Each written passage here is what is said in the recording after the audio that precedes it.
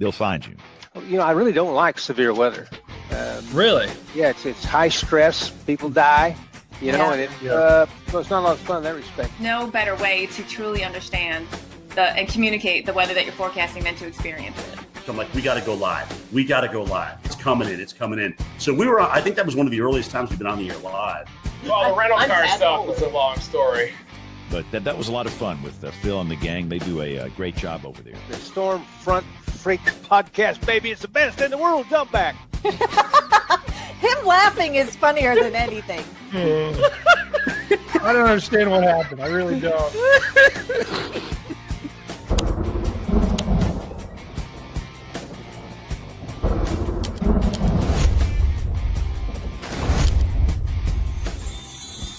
The following program is a production of the Storm Front Freaks Network. So, hey, Storm Freaks, it is Phil, and on this special night of the show, we're excited to have meteorologist and storm chaser Matthew Cappucci joining us. Plus, we're booting up Weather Trollbot 5000. It's all here on episode 239 of the Storm Front Freaks podcast. Going green. Greenwich. Saddle up. You got it, boss.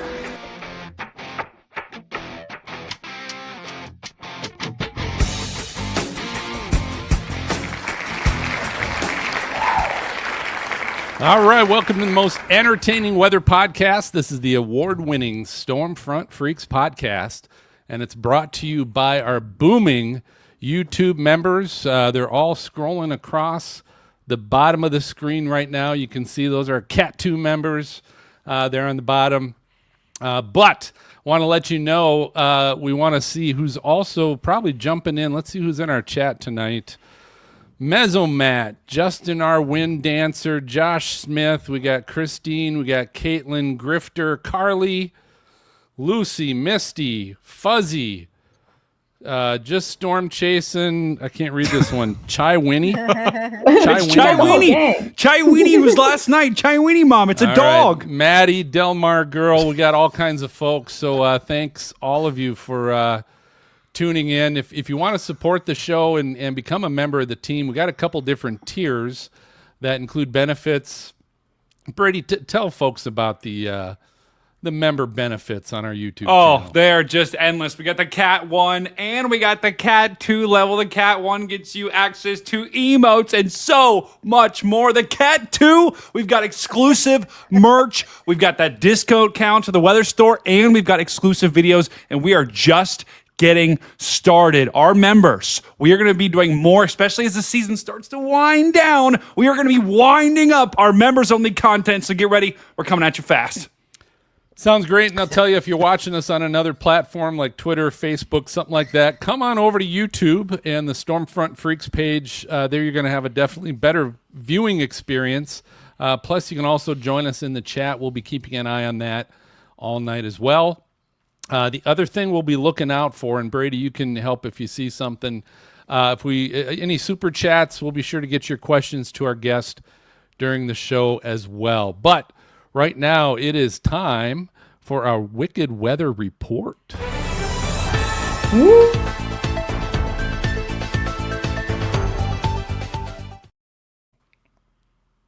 All right, Stormfront Freaks, hold on to your hats. I had to put my hat on just for this. I am freelance meteorologist at the Weather Channel, Jennifer Watson. All right, so let's talk about this for a quick second. We've got Project Ice Chip. A 6-week mission in the Great Plains is revolutionizing how we understand hailstorms. Since June 3rd, 2025, 60 researchers from Northern Illinois University have been diving into storms, collecting nearly 4,000 hailstones to study their growth patterns. Using weather balloons, high-tech radar, and dented vehicles, of course, they're uncovering secrets to better forecast hail, which costs the U.S. $10 billion annually. From Texas to Oklahoma and beyond, their battle-scarred trucks are proving hail is no match for science. Over to you, Brady. Wow. Fantastic. Fantastic job. How do you follow that? You can't. You absolutely can't follow it, but I'm going to try. Thank you, Jen. I'm Outbreak Meteorologist, a streaming meteorologist, and I'm also senior meteorologist, according to my comments on YouTube. Someone called me Gramps. It's not good. We're working on it. But I am Stormcat 5. And guys, we've got to talk about this North Dakota deadly tornado outbreak, followed by that derecho. That was a couple weeks ago, but we had tornadoes in North Dakota, and North Dakota has turned into Tornado Alley on June 21st. As we get later into the season, the tornadoes, they go further to the north and further to the north, and they keep going into the summer. We've had June Sanity, a violent supercell spawn at least 2 confirmed tornadoes near Enderlin and Spiritwood, leaving 3 dead and widespread destruction. And guys, this is just, we're getting into June Sanity right now. Storm chasers were the first to spot the twisters, aiding first responders, finding the victims. With over 100-mile-an-hour wind gusts, flash flooding in Fargo, the Cass County Sheriff's Office called it a night of chaos, and it was a night of chaos. The National Weather Service is still investigating how many twisters touched down. You always got to say weather where, even late into the severe weather season like this. Dina, what you got for us tonight? What do I got? I got Lego Twisters Set Storms Lego ideas. That's what I got. Boom! Get ready to chase in brick form. I'm meteorologist Dina Knightley. A Lego Ideas Twister set inspired by the 90s film just hit 10,000 supporters on June 25th, earning a shot at becoming an official set. This diorama, designed by Roy Builds, featuring a working tornado, a red pickup with an iconic Dorothy device, and a flying cow. It's now in LEGO's second 2025 review, with results expecting in early 2026. Will this storm-chasing masterpiece hit shelves? Stay tuned, freaks. Man, that's going to be worth some money, I could tell you already if that comes out. It's crazy. I know it. Thanks, Dina. Hey, freaks. The storm's not over. I'm former on-camera meteorologist Mark Maz Massaro, and a Twisters sequel is officially in the works, announced June 19th, 2025, with Glenn Powell and Daisy Edgar Jones expected to return as storm-chasing heroes. Universal and Warner Brothers are banking on the 2024 blockbuster's $372 million success, wow, promising bigger tornadoes and next-gen weather tech. No plot details yet, but rumors hint at a summer 2026 release. That would be so cool. I'm actually looking forward to that quite a bit. After 2025's record tornado season, this sequel's ready to rip through theaters. Get ready to chase again. Ooh. Uh-oh. Uh-oh. Do you hear the music? Freaks, do you hear it? Yes, I do. Yes. I do. That's right, baby. Not that old. It is time for the climax of the show, the peak of the mountain. We are introducing our guest, none other than Matthew Cappucci. This guy is a legend in so many respects. It's a whirlwind. This show is going to be a whirlwind. I'm reading the script right now. It says whirlwind because Cappucci is everywhere. He's on my radar. He's on every single social media platform you could ever ask for. He went to Harvard. He's literally been in every single field in meteorology. This guy is a pro. And I'm telling you, I have been loving the content he has been putting out. I don't know how you have so much time in the day. Guys, he's been storm chasing. He took a whole month and a half to storm chase and got some of the best tornadoes of the year. He's intercepted plenty. He's had 2 books. He's had an Emmy. He's got Emmy nominated. Are you kidding me? This guy is all over the place. He's 2023's National Weather Person of the Year. And man, he electrifies audiences. He's going to electrify us tonight. Cappucci, let's give it up for the ultimate weather rock star, Matthew Cappucci! Welcome, brother. Man. Damn. I want you to call me in the morning and make me feel that good. Hey, every day. Hey, that's a so Cappucci. First of all, welcome to the show. How are you doing tonight, brother? Oh no, mute. Uh-oh. We lost his audio. Oh, I've been muting myself. There I was going to say, that was the self-confidence boost I needed. I love that. Can I have you like rewrite my Tinder bio and just like... You know what? Great. That can be, you know, we can arrange that, my friend. We can arrange that. Nice. So, welcome to the show, Cappucci. First of all, I just got to know, How do you have time in the day to do everything that you do? Multitasking, a lot of multitasking. So I used to work 89 hours per week back in 21, 22, and 2023. And I would literally get up at like 2 a.m, go to Fox 5. I'd be in the shower working my morning forecast. I'd like start prepping numbers at traffic lights because there was one traffic light that would take so long. I'd get to work, I'd make the graphics, I'd be on air. And while I was on air, I'd hide behind the weather desk, a laptop, to be writing my Washington Post article. By about 7 a.m, I was still doing TV. I'd finish the Washington Post article, flip to prepping my radar graphics and stuff, get home, film stuff. I'd be going nonstop. And then in the evenings, I'd run 8 miles. I would tutor. It was a lot. I did that for like What a 3 slacker. years. God. Right? You're like a superhero. So Cappucci, yeah, he's big time slacker here for sure. Just give the audience, I think, we've talked about this a little bit before. Just give the audience an idea of your journey, where you started, and then along the way, because you have done, I think, probably more than most in the field of meteorology, and you're just getting started here. Like, where did it all start for you? And then how have you progressed in your career? And what coffee are you drinking? Believe it or not, I just became a coffee drinker about 3 weeks ago, and I'm not even drinking caffeinated, just like regular decaf. And the reason I'm doing decaf is because I'm trying to quit alcohol, and my favorite drink is an espresso martini. So I figured if I could have multiple cups of decaf each night rather than multiple espresso martinis, I'd be in a better place. At least that's my goal. I love that. Just go back. I'm a Just go back decaf to coffee espresso drinker martini. right here. It's not nearly as fun as espresso martini Wednesdays, but in any case, no. As for weather, I've loved it since I was knee high to a squirrel. I remember being like 2-3 years old and just being obsessed with the anemometer, the wind meter spinning on people's roofs, the neighbor's roof across the street. When I was 7, I saved my first communion money to buy a video camera to storm chase, and it's been like that ever since. Went to college, graduated, and was trying to figure out what to do. And when you're trying to get a TV job back 6-7 years ago, no one's paying good money as it is, never mind having no experience being 21. And the best offer I got was for like 25, 30 grand in the middle of nowhere. Wow. Whoa. And so We're like, you know what? That's Right. normal. I was going to waste a Harvard diploma on less money than I would make at McDonald's. And, I know a lot of my colleagues have stuck it out and worked to climb the ladder, but just the field of TV meteorology is dying so fast. So I wound up going to the Washington Post instead. And while I was there, I started doing radio. I started working the side as an educational consultant. I started freelancing for BBC News, DW, Sky News Arabia, all the international outlets. And then after about 2 years, I convinced the local Fox station here in DC to give me a job. Did that for a couple of years, loved it. And now I'm full-time with My Radar and exclusive with them. And it's a strange job at a very strange company. And I love it. Oh my God, I love this. And you, like Matthew, if I were to give a future meteorologist advice or someone that's about to graduate college, I'd be like, emulate you. Like they should follow like what you're doing. Like Matthew, you have created your like dream life and everything you're doing. Everyone knows who you are and you're such an inspiration and it's absolutely incredible.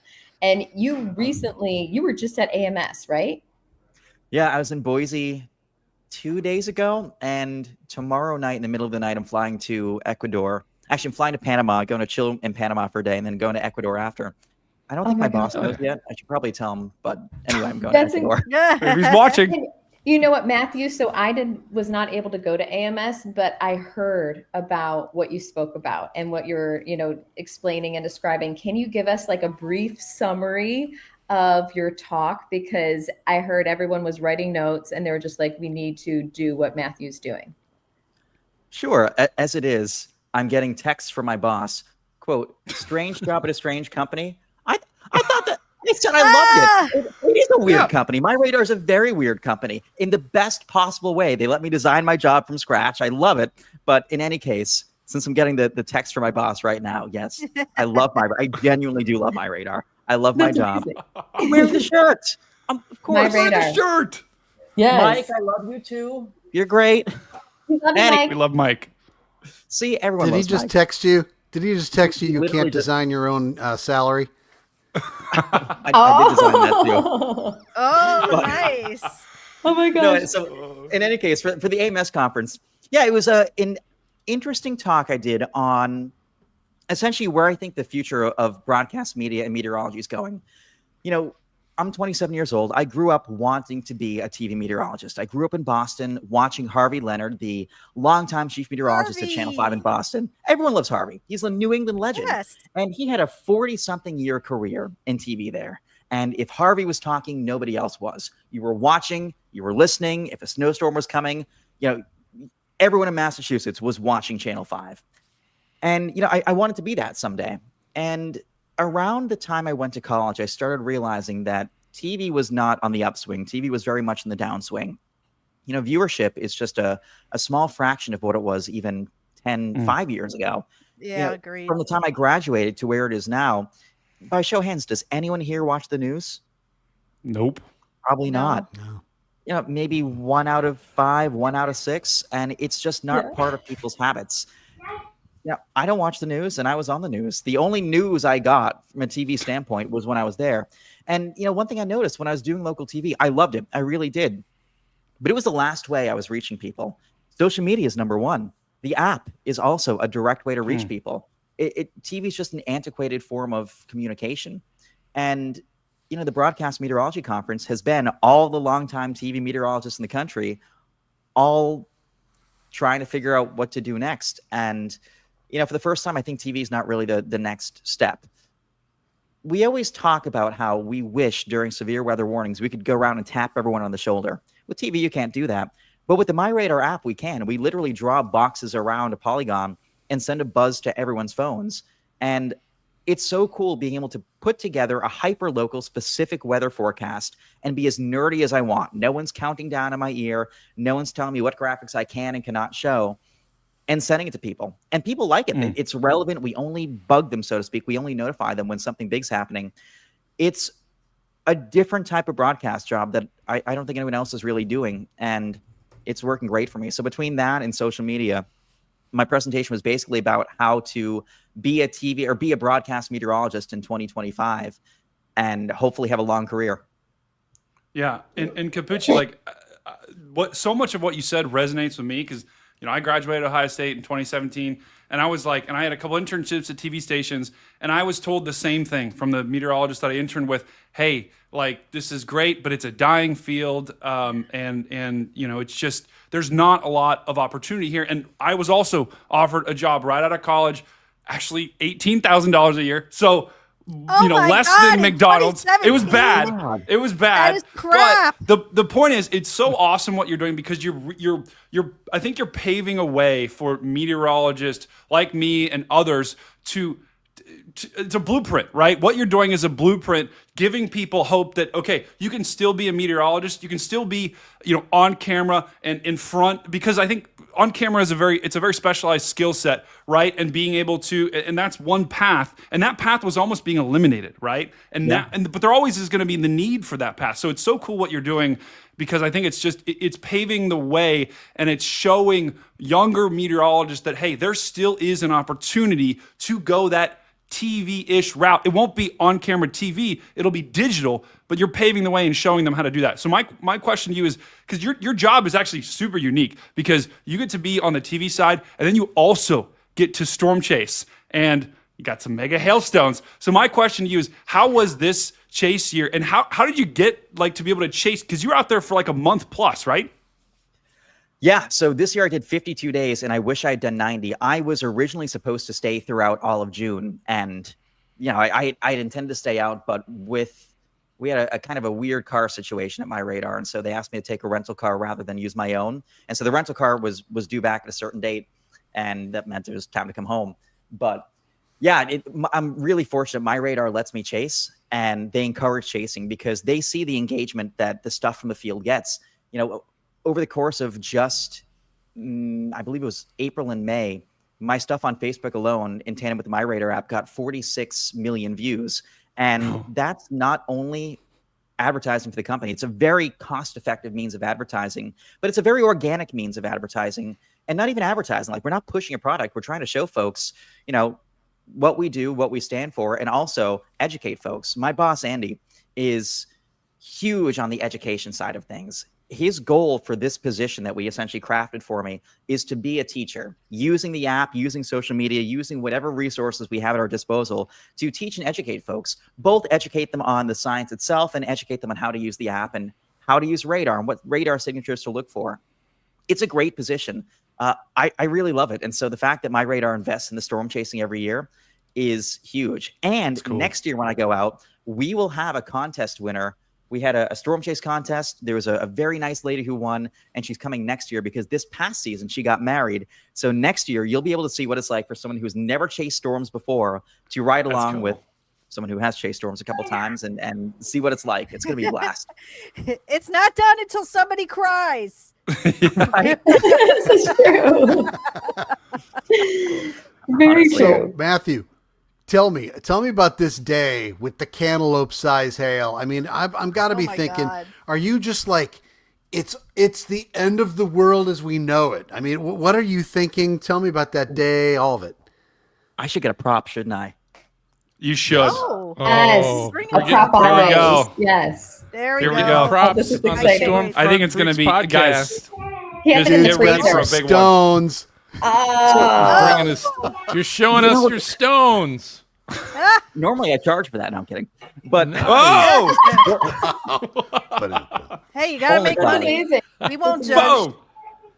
No, what would be really cool is if I could juggle, but I can't. I'm a one-trick pony. I don't have many talents. But no, so these are like actual size renditions of the hailstones I got last year. Wow. So I got DVD size hail 3 times so far. Once on May 28th of last year, a little bit west of Level in Texas.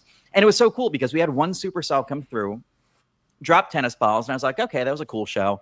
But then that initial supercell put down cool air that formed a boundary, and helicity or twist along the boundary was gobbled up and vertically stretched into a second storm, which used that to intensify. And that second storm settled on top of the first storm's cool air, making it possible for bigger hail to fall. And we just got mammoth 4 or 5 inch stones. I mean, this thing, here's a comparison. Some big stones. Those are huge. Big cojones. Here's a Hilton room key for Okay. comparison. And so like, these things are massive. I always have random Hilton room keys because I stay in like 100 Hilton per year. But people giving them to you? Is that the deal, huh? Here's my room. I need some sort of hotel sponsorship. That would be great. But yeah, so I got a bunch of hailstones, and it was cool because I had a freezer plugged in advance because I'm me and I'm weird. And Ian G. Manka, who's a brilliant scientist from Penn State, was in the area with the IBHS hail study. And I texted him, and it was funny because after the first hailstorm, I was like, I have tennis balls. Do you want them? And he's like, yeah. And then I was like, hey, I just found a baseball. Do you want them? He's like, oh, yeah. And then I text him. I'm like, hey, I have a freezer full of DVDs. Do you want them? He's like, hell yeah. Like, and sent over his latitude and longitude. And then to drive there, I had to drive back into the hailstorm with my precious babies in the back. You know, all these things are bagged up and I'm praying they don't melt. Granted, my freezer was at 15 degrees Fahrenheit. And somehow I lost my windshield going through the hailstorm again. Didn't lose it in all these. I lost it in golf balls. I don't get it. What? It's just cheap. Oh, I was mad. But then this past year, I got a DVD-sized stone in Guthrie, Texas. It was 4.74 inches across. And the craziest part, that stone was the only DVD-sized stone around. Like in this storm, everything was softball size or bigger. You know, these are all grapefruits, and this is just a small selection. Yet with this year's storm, the DVD-sized storm I was in, I ran up and back looking over probably 2-3 acres worth of hailstones, and I found all tennis balls and 2 baseballs, and then 1 5-incher. And I don't understand how you can have just crazy. one rogue 5-incher and everything else is, tennis ball size. And I know that's something that Victor Cancini is looking into. He's the one running Ice Chip. He's absolutely brilliant. And it's one of the huge uncertainties, hail size distribution. Why do big stones fall next to little stones? How can the same updraft produce such a spectrum of stone shapes and sizes? So many things that I'm curious to learn about. This one I like because look how spiky it is on one side and how smooth it is on the other. Oh, that's wild. So you can see how it was essentially embedded in laminar flow or smooth flow in the updraft, which just kind of pushed up like this and sent little spikes facing this side, but this side's That's smooth. cool. That is very cool. Yeah, you stick your head out the window and the hair flies back. I do that all the time, Matthew. stick my head out the window and my hair is just flowing. Well, last year during I think it was the April 26th day in Nebraska and Iowa, I was on the Minden-Harlan tornado, and I was super close, a couple hundred feet away.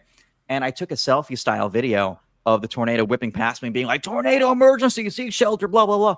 And I watched the video back. I'm like, oh, no, my hairline's receding. And so that tornado is what prompted me to literally get on hair pills. So... Wait, hold on.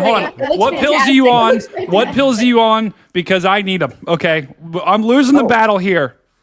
Hims, like the minoxidil pills, it is a game changer. Like if you saw pictures from a year ago, I storm chased with the helmet on all last year. Like no one saw my hair. Versus this year, like it's your hair looks. Yeah, I was gonna say your troops look really very well. Mine are depleted. Your troops look fine. So you're saying this thing works?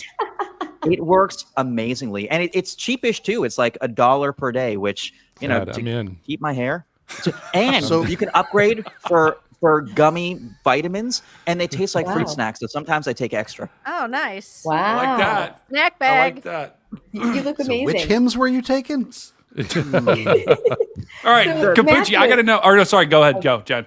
Oh, well, I was just, if this is related to hail, Brady, you go, because I have to ask a question about like this season in particular, and then like the last couple.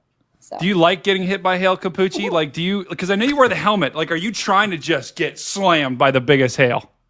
My vehicle or my person? Yourself. Earlier this year, what day was I chasing? It might have been after the Guthrie storm. It was May 1st of this year. I had woken up and I wasn't expecting a chase that day because SPC had, didn't even have a 2%. This was a day that Colleen got several tornadoes. And I was showering and like I catch a glimpse of myself in the mirror and I'm like, what's wrong with me? Like my back is all bruised up. What happened? I would have noticed if something happened. And I thought back and the gears are slowly turning. I'm like, oh, I was running outside in tennis balls. But in all fairness, I was running outside in the tennis balls trying to rescue a DVD. I understand. Did you ever get hit so bad you got black and blue?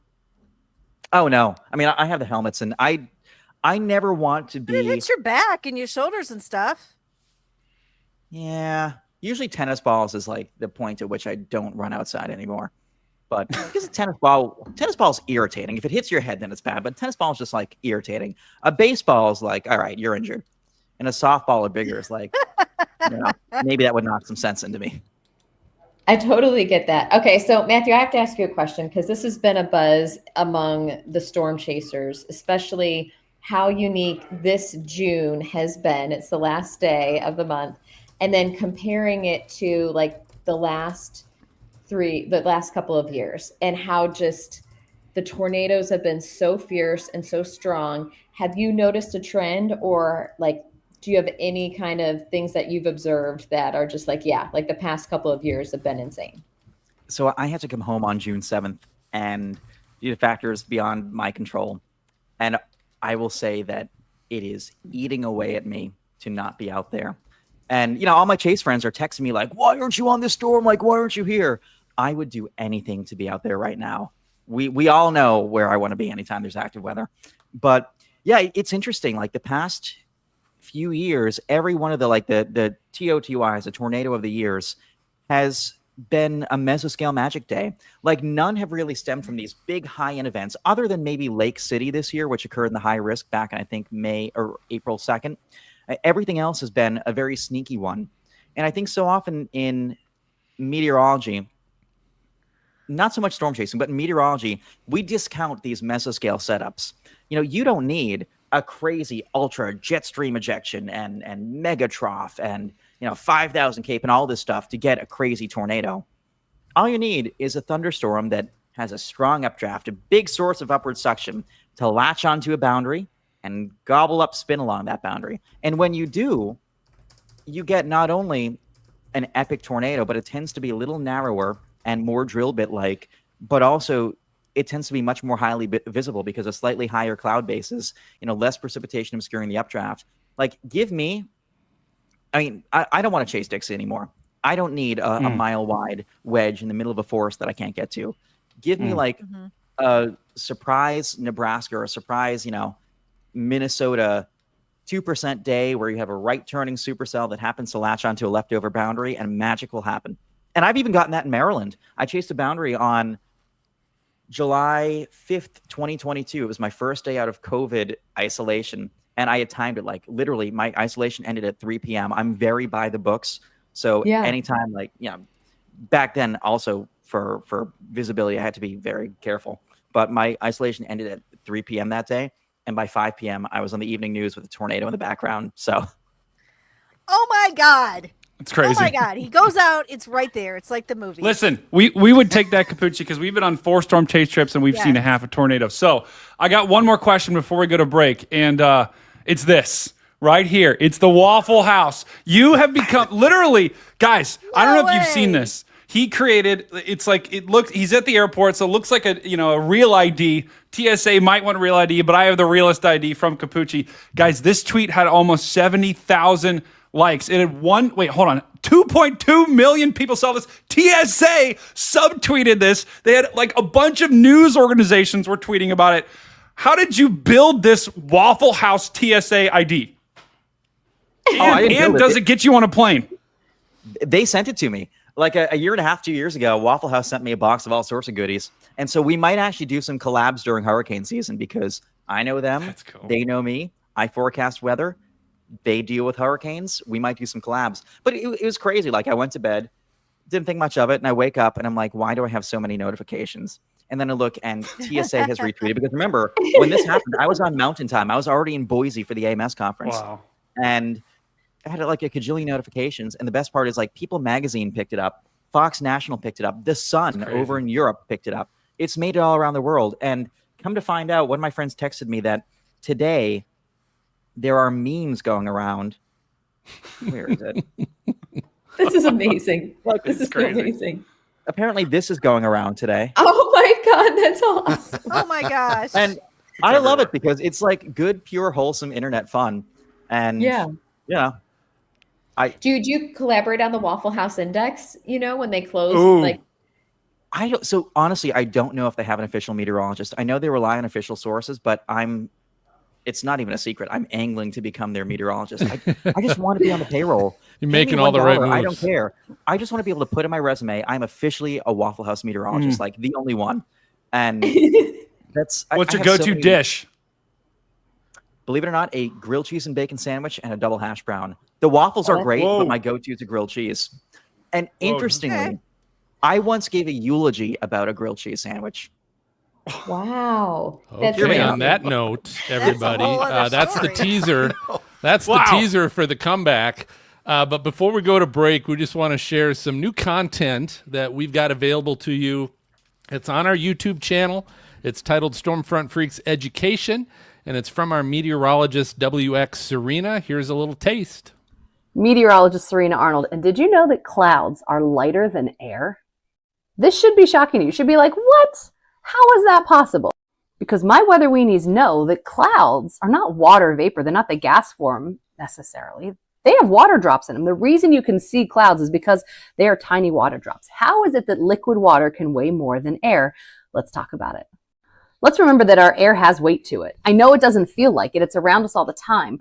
But the air is actually pushing on us with about 15 pounds per square inch on your entire body at all times. During high pressure, that can be like 16 pounds. During low pressure, it's like 14. Either way, the air has a weight, and it's actually heavy. A kilometer squared, or a cube that's a kilometer wide, tall, deep, and all that kind of stuff. If you were to weigh the air in that, it weighs about 2.2 billion pounds.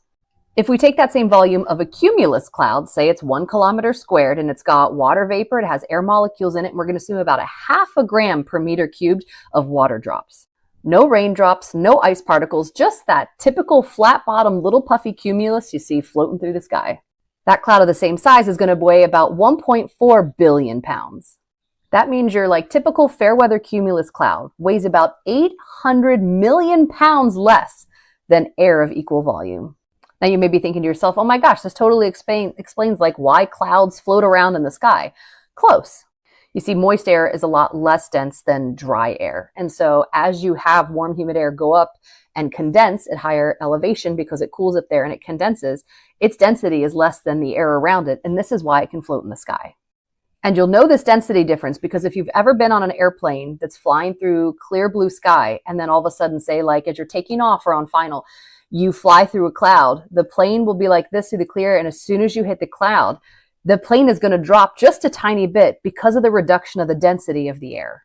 So there you have it. Go like dazzle your friends at trivia or something like that with this fact, or make some interesting bets with them and then send them here for the proof and collect on that. Be sure to like, follow, and subscribe. You can find me at WX Serena on all social media and on the Stormfront Freaks Network. Awesome. So, hey, if you're not watching us live on YouTube right now, come on over to youtube.com/StormfrontFreaks. Go ahead and join us in the chat for the best viewing experience. And Brady, for those of you watching on YouTube, do us a favor. What do we need? And smash that like button and smash that subscribe button as hard as you can. If you break your mouse, we'll send you a new one. Brady will. Yep, Brady says that every time. He will. I'm not, but Brady will do it.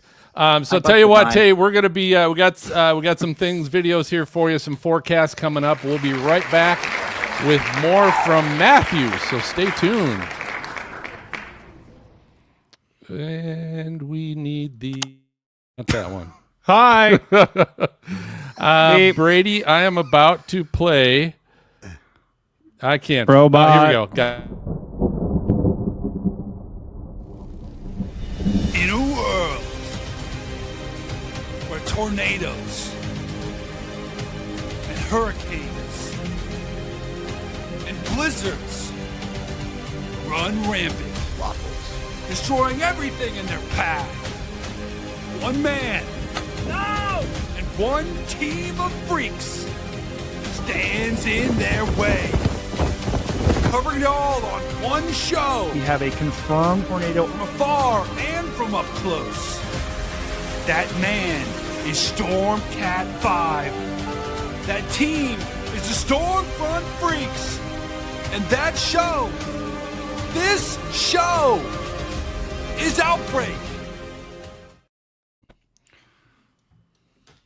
All right, guys, welcome to your Outbreak forecast. Oh my God, the chat's over top of me. We're moving over here. All right, guys, this is what we've got cooking for the next couple of days. There goes the chat. I'm going back to the right corner. Let me show you the visible satellite because I'm going to set things up for you, and then I'm going to show you what's going to happen. It has been an absolutely insane June. We've seen tornado after tornado, and I've missed them all. But here's what we got going on right now. We've got some storms down in Oklahoma City and down in Texas. We've got generally unsettled weather across the eastern half of the United States, and that's under a breaking down. It's kind of a degrading area of high pressure that's here. But for those that have been in the United States, especially on the East Coast or our Florida brethren, our Midwest brethren, you guys have been getting storm after storm. But check it out. We have got a cold front, a weak cold front, but it's sweeping through the Midwest, and that is going to help calm things down in a big way the next couple of days. Let's take a look at the severe weather risk that we have for today. Today, not really that much. Check it out. We've got a marginal risk.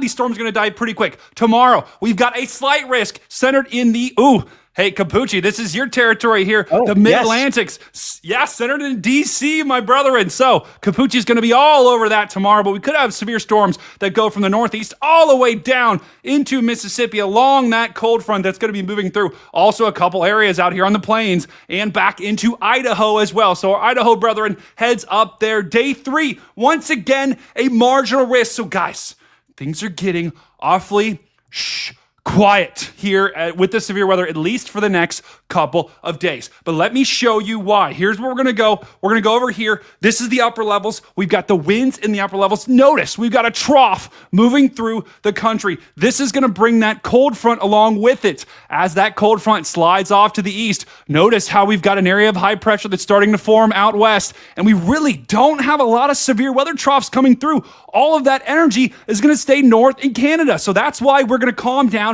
in a major way. Now, we could be talking about a cool down. That's right. I said it, a little bit of a cool down. If you watch my forecast video, you know why. But we also will have dew points that will be significantly lower the next several days. Let me show you why. Let me show you these dew points because it is feeling downright moist out there. And let me show you what these dew points are going to do. Oh no, my iPad is crapping out. Give me 1 second here. And we're back. Okay, let's go to this one. These are the dew points. Here, it feels downright sticky right now. I'm sweating in the Cat 5 Command Center, but check it out. Look at that cold front sweeping through. It's going to sweep through and push out all of that moisture off into the Atlantic, and that is going to allow a couple of days of some nice weather. You can see Detroit, dew points in the 70s today, going to be in the 50s tomorrow, 60s in Chicago, but we got more moisture surging. So that relief will come just for a little bit of time, and then we'll have more moist weather on the way.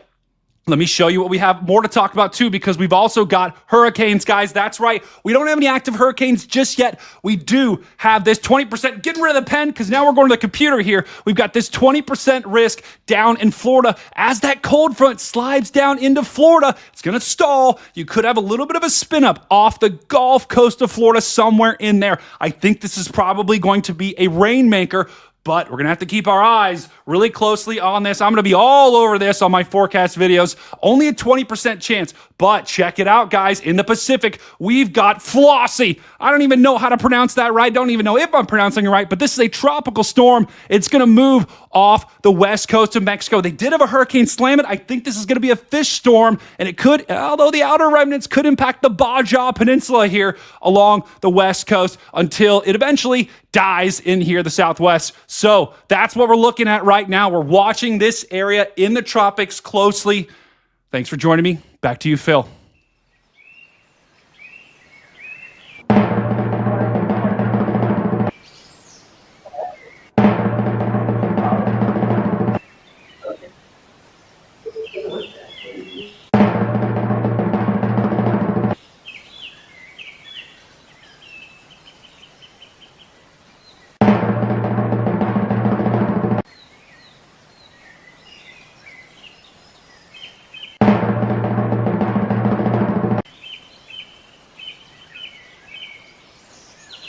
Weatherfront, it'll have you blow by the competition.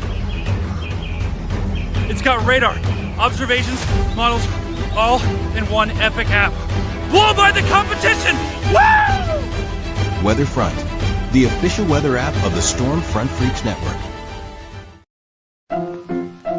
Let's all go to the lobby. Let's all go to the lobby. Let's all go to the lobby to get ourselves a treat.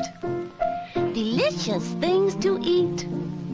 The popcorn can't be beat. The sparkling drinks are just dandy. The chocolate bars and the candy. So let's all go to the lobby to get ourselves a treat.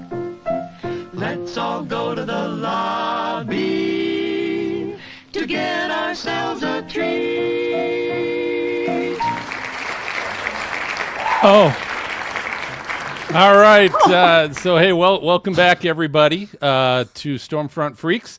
And our guest, meteorologist and storm chaser, Matthew Cappucci. So, Matthew, I'm going to bring up, we had a super chat here from Mezzo Matt. He says, I'm a meteorology student. I've got about 2.5 years of school left till I finish my bachelor's, and also streams weather content full-time. He's currently halted his schooling because he's doing so well with his streams. Wow. Do you have any idea how he can combat both? Thanks, Mezzo Matt. So I assume by combat both, you mean doing school while also managing the streams. I mean, number one, if you have momentum on the streams and if you have momentum on the internet, don't give that up. Keep at it, because it takes a lot to build that momentum online. I mean, I don't do much streaming, admittedly. My radar does, but I as a person don't. And, you know, I think about Max, I think about Ryan. They had momentum and they just ran with it. And so, you know, for him, I would say, if you have that momentum now, keep at it no matter what, even if you do have to take a break from schooling. Now, that said, the longer you stay away from something, the easier it is to not come back. And that's definitely the case with school or work. It's why, you know, anytime someone takes a vacation from work, the longer the vacation is, the tougher it is to go back. So I would say you do not want to fully put school on the back burner, because there are so many weather streamers who are going to arise over the next few years, and many of them won't be meteorologists. What you can do to set yourself apart is have those credentials. It's like storm chasing. There are a lot of storm chasers out there who, you know, are phenomenal chasers, know what they're doing, but don't necessarily have that piece of paper. I think one of the things that sets me apart, that, or at least I hope sets me apart, is having the credentials and also being able to chase and really giving myself that versatility. So if you can manage both simultaneously, even if it's a grind for a couple of years, the grind will absolutely be worth it to distinguish yourself further as having that extra additional background. And the longer you avoid differential equations, I'm just saying. I love math. I love math. Like, No, but math. I like math when math was math, but in GFIC, they're like, hey, you have a 58-dimensional birthday cake projected onto a subset of R12, in 12 dimensions. How many slices does each person get? I'm like, I don't know. I don't care. I'm just gonna eye it. It's crazy. And then the answer is always 0 or 1. Like either the matrices are perpendicular or you guys have such a see. I love that stuff, Matthew. I'm 5 classes away from a math major, so getting having I know. I loved it when I could do it for the joy and the pure elegance of math. Like calculus, I found elegant and beautiful. Yes. But eigenvectors and eigenvalues and whatever, when you have a problem set due at 8 a.m. and you're up until 3:30 in the morning, and you're also trying to do coding for a coding class, and you're taking 3 classes, one school and 3 at the other. College was hell for me. I hated college, and I had some good experiences. But I should you say went to Harvard. Yeah, it was tough. And then which is even tougher. Yeah. Right. And then I cross-rolled at MIT too, so I take sometimes 6-7 classes per semester. Oh my God. I made some good friends in college who I adore. Well, you jumped and in. I traveled a lot. But you jumped in, Matt. I feel like you jumped into the deep end, just to start, and then you wonder why you don't want to swim. That was a lot. Oh, it was crazy. And I used to think I was smart. I was a valedictorian back in high school, and it was the #1 school in Mass. And then suddenly I went to Harvard, and I'm like, wow, I am treading water. And not only that, I can be smart in a classroom when I need to be, but these people wanted to be smart all the time. The other students, they want to be smart at the lunch table. They want to be smart at the party. It's a problem. Turn it off. You don't have to be smart 24 hours a day. I don't want to talk about Mesopotamia at lunchtime. I want to talk about dumb stuff. I don't know. Sports. You want to talk about some video game or something stupid? Clouds. So Matt, I have a question. I kind of want to spin this a little bit because the last question came from someone who is in school and is kind of balancing the streaming world and wanting to still get their education. So I heard, and I don't know if this is true or not, Matthew, that at the AMS, I heard a lot about the AMS conference. You made an impression to everyone, Matthew, and veteran meteorologists, on camera TV, local meteorologists. There was a number that was thrown out that you made $17,000 within a month and a half on social media. And there's a lot of veteran meteorologists that working in local TV that want to get out of local TV. What are your best top 3 suggestions for any meteorologist that wants to make money on social media? So believe it or not, it's actually not even the footage that goes the most viral. And My Radar owns the footage. Interestingly, what I found does really well are simple maps. My big thing is that, sometimes it'll be 9, 10 o'clock at night. I'll sit down and I'll just make a map, and it'll be a weather bell map, and I'll annotate it and I'll post it with, 3-4 paragraphs. And half the time it goes viral. And I think people, there's this weird niche that I'm trying to carve out because everyone on TV pushes the same basic television weather graphics. They're either panel graphics that show you what to wear, or it's a simulated radar map. Or you have these crazy ultra complex things that no one can digest, that the meteorologists take as raw data. But there's this middle ground, I think, where you can make these technical weather maps, but if you explain them in a soft serve way, they take off. And so that's, all of my top posts have been these technical weather maps that tend to do really well. And I only really started experimenting with it this tornado season, and I'm hoping to really do more of it during hurricane season. But I'm finding that for the folks who are in local TV right now, the best thing you can do is leverage your audience, because your audience will come with you. I was on local TV a couple years ago, and I miss it, but I'm not there anymore. And 20 years ago, if you left local TV, you'd ride off into the sunset and no one would ever hear from you again. Nowadays, I bet half the people watching this didn't know that I either did local TV or that I don't do local TV and once did, because my audience has come with me. And that audience is a source of monetization. Yeah. And I love, and I'm not saying take money from your followers. I'm saying take money from Zuckerberg and whoever owns, well, Elon Musk owns Twitter, but take money from the social media giants, because the more that you produce engaging, interesting, compelling stuff, the more people are going to come back for more. Yeah. And it's amazing too. Like my audience in the past, year has gone from, I think, 12,000 Facebook followers to 87,000. And I gained like 50,000 within a month and a half. So I'm really trying to leverage Facebook more. Yeah, it's really smart what you're doing, because you are so right. There's a huge gap that sits between the Storm Prediction Center, discussion, and then, hey, what am I going to wear today, right? And there's a ton of people in that spectrum that they can't read the Storm Protection Center discussion and digest it, but they also want more information than what they're going to wear that day. And there's that area, that's the sweet spot of weather. And especially in a more AI-driven world, I think that is where we will sit as meteorologists, as the communicators. So that, my friend, is the secret sauce, I think. So I have another question, and I think this is the last question, then we're going to bring the VIPs in. But you have also started on Twitter and other like Facebook and other places. Almost, you're not at war, but you're doing a really good job of looking, because the conspiracy theorists are just out of control. They're taking pictures, looking at the sun. Oh my God, the sun is white. It's supposed to be yellow. But you are doing such a great job of combating that and trying to help people understand. Okay, here's what's actually going on with the weather. This is not. This isn't crazy. This is a conspiracy. The weather, the government's not controlling the weather. How did you start doing that? And is your plan to just keep trying to pull people to the light? Oh, it's such a tough balance, because when you do TV, for example, you can't call out or really dissent from anyone. Like, you can't retweet someone and be like, wrong. You just can't do that. I'm really fortunate that because my radar's key platform is education, they give me a lot of flexibility with how I handle myself on social media. But it's such a fine line. And I don't know if I'm doing it right. People seem to respond well to it. But I think there does need to be more calling out of bad information. As meteorologists, we can put out good information, but if the bad information is what's going viral, that's going to dominate everyone's feeds. And if you hear something enough, if you repeat something enough, it becomes true, regardless of whether or not it factually is. It's like with the drone thing. The drone thing back in December was a mass hysteria event.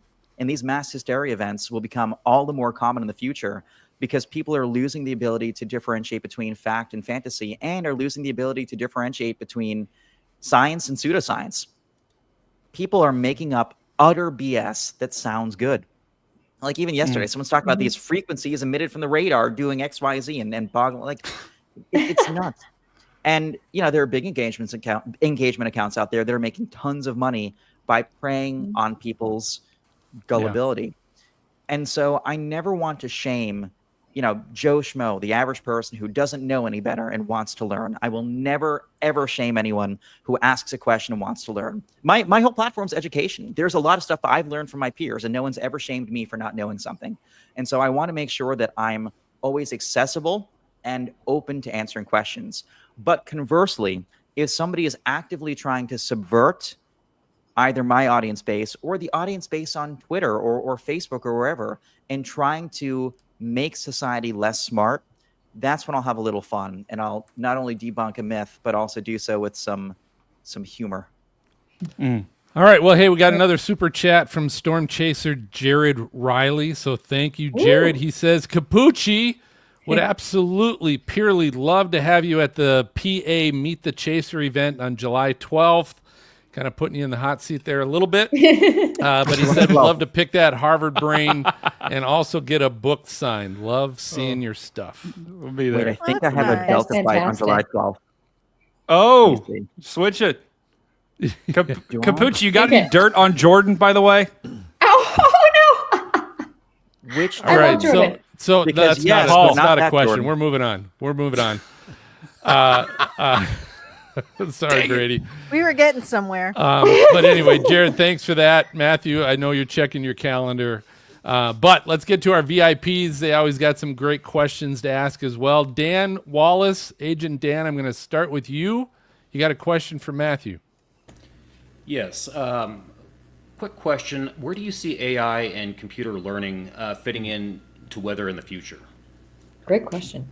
Yeah, good. The models are going to get better than people. I mean, the models are already better than people. I guarantee you, NATOcast can perform close to, if not as good as, many National Weather Service meteorologists 9 times out of 10. And in fact, there are many times I've seen NATOcast outperform SPC. Granted, SPC still has a slight competitive edge, but the fact that we have models that are basically as good as humans, and on the average better, is concerning.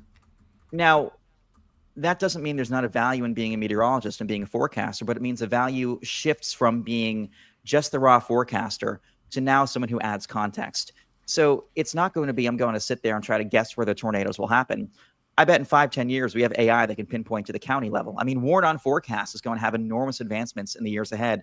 And we'll know a couple hours in advance which county has the best chance of a tornado. So it's going to make storm chasing and meteorology so much easier. But then our value add as meteorologists becomes more contextualizing, explaining what will happen, why will it happen, rather than just here's what's going to happen and what time, which the models can do. Awesome. All right, Angela, you're up next. Angela, what do you got? Okay, obviously you've been doing this a long time and you're really good at it. But when you get like the bus day blues or you're out of position for like a really good target, how do you refocus that energy? I really struggle with that. Like the past 3 weeks, when I tell you they've been eating me alive, like I'm not sleeping at night because I feel like I'm a lousy chaser, a lousy meteorologist for missing the tornadoes, even though not being there is a factor beyond my control. If I bust a forecast, I mean, heck, there have been times if I'm wrong about a forecast, let me find the picture. It'll take me a sec to find, but it's worth it. If I'm wrong about a forecast. It makes you feel better. Oh, sorry, go. Okay, good. I was going to say, if it makes you feel better, I had a plane ticket booked that morning of the Wellfleet that I was going to be out there. So it happens. To North Platte? Yep. Oh. I was going to be with Connor that day. Oh, that's painful. That is painful. But like if I'm wrong about something, rather than sulking about it, I try to, as often as possible, make it a learning experience, both for myself and for other people. Like when I did TV, I would confidently stand in front of the green screen and say, here's what I was wrong about. Here's why I was wrong. Here's what I'll do differently next forecast. And I'm not wrong often, but we're all wrong sometimes. So might as well come clean. One thing that drives me nuts, and you see this a lot with TV meteorologists, and believe me, I've been a TV meteorologist, I know. The show goes on, the next day happens, and no one talks about a busted forecast. Oh, ever. no, never. It's like that 3-degree guarantee. You guys Yes. Like, come on. You're not going to go the next day and say, I was 4 degrees. All right, Garrett. Garrett, you got a question. Yeah, I think you kind of answered the majority of it during Dan's question, actually. But earlier today, I was seeing, reports that NOAA had released their budget, cuts, possibly upcoming, and, the NSSL going to be affected, maybe eliminated. How do you see like My Radar and these other apps, kind of, apart from AI, kind of staying consistent with information and modeling? Yeah, I mean, it's going to be a very challenging factor for everybody. Anytime you're cutting not only personnel, but more importantly, cutting observing systems, that's a huge red flag. NSSL in particular is an enormous source of not only like live weather coverage, but research. And so I'm more worried about not necessarily the day-to-day, but the rate at which our field can make advancements. If you're cutting all this research, then progress is slowed, and progress is what drives our ability to improve both as forecasters and as a field in general. So that's what really worries me. Now, you asked about apps, including My Radar and other apps. From our end, what I can say is that My Radar has been aggressively investing in both modeling and also satellite development. I mean, we are in the process of raising money to launch satellites, and I honestly don't know a ton about what's going on the satellite side, but what I can say is what My Radar is working to do is something I consider to be pretty impressive. And I know there are other companies out there trying to make more strides in the private sector that can benefit the public sector. So my guess is in the future, you'll see more in the way of public-private partnerships that make up for some of the slack that the government is sort of finding itself in, given all these cuts. Now, I do think, and this will be very... Ooh, that's cool. Okay, you better finish that because that's the sound of our lightning round. That was out my window, Phil, actually. Finish your thought. Oh, yeah, so very briefly, what I will say, and this will be very unpopular. The National Weather Service is a large organization that could afford to be made more efficient. they absolutely need to be more efficient. I mean, the fact that you have 122 offices around the country, that some are facing active weather, but most on day-to-day aren't, shows that resources could be allocated more efficiently and better. Now, granted, you'll never replace local forecast knowledge. So I think what needs to happen with the Weather Service is a strategic move to make it more efficient, a strategic potential shift of personnel, or a strategic investment in a little bit more AI. You'll always have subject matter specialists, but I think the organization right now could be made more efficient. Granted, I don't like the absolute gutting of it that's happening right now, and just the waving of the sword. That's not the way to do anything. There needs to be some forethought, and the government's just not doing that. All right. Well, hey, so that was the sound. It's time for our lightning round, Matthew. So this is our game show of flashy and brilliant questions that we always get to play with our guest. And tonight we're going to play a little game. We've played it on the show a few times before, but it's called Weird Things That Humans Search For. This is one of my favorites.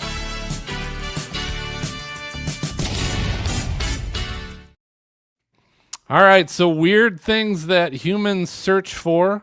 This is the game, and basically what it is Matthew, I am going to give you the beginnings of a search. So people are typing this stuff in, they might be searching for something, they got a phrase, but then it leaves part of it blank, and what you have to tell me is I've got a list of the 10 most common completions to that search. And okay. Your point is to try and come up with many of those 10 as you possibly can. Now the freaks can help you out. Those of you in the chat, feel free. You can help out with this stuff as well. But that's how. Got it? Does that make sense? You with us, Matthew? Yes. Okay. So here we go. So the first one: weird things humans search for. Is it possible for humans to get ... Is it so there's 10 most common responses to that, or entries to that. What do you think they are? Chemtrails. Yeah. Oh, no. That wasn't a real guess. That was my mulligan. Is it possible for humans to get a tail? God. No. Oh no. We can't go there. What do you think, Matthew? Cloned? What are people wanting to know? They're getting online. Those smart people you were just talking about, they're jumping online, wanting to know, can humans get I like cloned? what Blondie said. Yeah. Oh no, cloned isn't on there. Nope. That's a good one. I cannot believe it's on there. I should rephrase. It's probably not the smart people that are typing this stuff in. I was kind of being sarcastic when I was calling some of those earlier people smart people. Oh. I'm going to venture to say none of these people will be returning champions on Jeopardy. No. It's fair. It's fair. Yeah, we're not calling you back after this one, Matthew. No, I get that a lot. You got one more guess. Oh gosh, can human beings... Top 10. There's 10 of them. Is it possible I haven't even gotten one? Gosh, Yeah. I would fail on the Steve Harvey show, Family Feud. Yeah. Can humans to get... Think of a disease or some kind of weird thing. You have lifelines too. All right. He's got lifelines. So Phil, you gotta give him a do we got? lifeline. What do we got, folks? What do you think? Give me something. An advancing hairline. Okay, so here we go. Here are the answers. We just got to warm you up a little bit. Here's the answers. Is it possible for humans to get worms? Yeah. Fleas? Ew. Superpowers? Is it possible for humans to get stuck during intercourse? Oh no. Is it Who's possible? Googling that? Is it possible for humans to get pregnant from animals? Oh, Is it possible for humans to get ear mites, wings, ill from pets? Is it possible humans to get animals pregnant? No. Or rabies? There you go. Bro, who are these people? All right, next one. Moving on. I'm feeling good now. I'm feeling I good. have so many questions. Here we go. Oh, I'm sure you don't ask them. These people should never be allowed to own Here's pets. the next search. Or the internet. Top 10 completions to this search. My butt ... They're jumping on Google. They're typing in my butt something. What? Oh no. What are they looking up? My butt. Ooh. Wow. Okay, he needs help, folks. Come, Hurts. My butt hurts. My butt hurts. My butt. My butt hurts. Yep. Wow. That's one of them. My butt I've wiggles, googled that. my butt I've googled that before. My butt jiggles. I'm gonna give you. Jiggles, My butt is wiggles. twitching. Oh. Okay. So I what know else? that whatever I say is going to appear as a clip on Twitter or YouTube, so I'm being very careful. Yeah. My butt's Hey, hot. I got these at Walmart, buddy. So I'm just telling you, this You is never know what you're going to find at Walmart. Although y'all wholesome ever shop family at fun. Wholesome family fun. All right, My anybody butt else? is big. My butt. No, they're not concerned about that. They're not. Are you looking Or is at it my butt is chat? small? The one I put is gross. What is that, Dina? Leaking. Leaking? Oh, that's in there. Yep. My butt is leaking. My butt leaks. My butt Now, stinks. that was from that additive, right? From My butt My stinks. butt God. stinks. That's in there. Oh, Here's the other ones. My butt is bleeding. Ew. My Oh. butt is on fire. My butt bone hurts.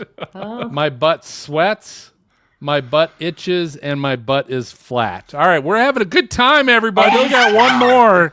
Phil, are those all question marks at the end of Matthew's that? never Like, are coming those back. questions? I don't know. I don't don't know. even All right, know so what the to say. last I one don't- here at Google, they're searching up, is it uncool to ... Is it uncool, Matthew, to ...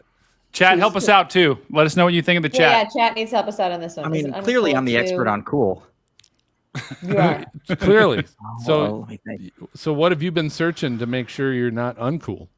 Oh, Is it uncool to... Hail freezers. Double dip. What was that, Matthew? Hail freezers.